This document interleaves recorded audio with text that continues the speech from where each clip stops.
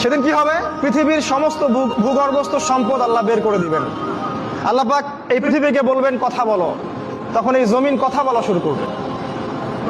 এই পৃথিবীর প্রত্যেকটা জায়গায় যেখানে যে ঘটনা ঘটছে এই জমিন সেটা সাক্ষী দিবে। এই যে জমিন যেখানে আপনারা বসে আছেন, এই জমিন সাক্ষী দিবে এখানে একটা মসজিদ ছিল, আপনারা নামাজ পড়েছেন।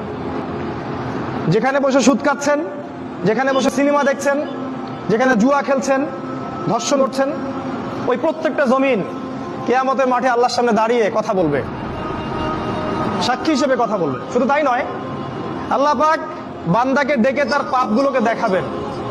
বান্দা অস্বীকার করবে, আমি এই পাপ করি নাই, তোমার ফেরেশতারা ভুল লিখেছে। আল্লাহ পাক তখন যেটা করবেন সূরা ইয়াসিনের মধ্যে আছে, আল্লাহ পাক তার ঠোঁট বন্ধ করে দিবেন এবং তার হাত পা উরুকে কথা বলার শক্তি দিবেন, এবং সেই বান্দার হাত, সেই বান্দার পা, সেই বান্দার উরু কথা বলা শুরু করবে সে কোথায় কি করেছে।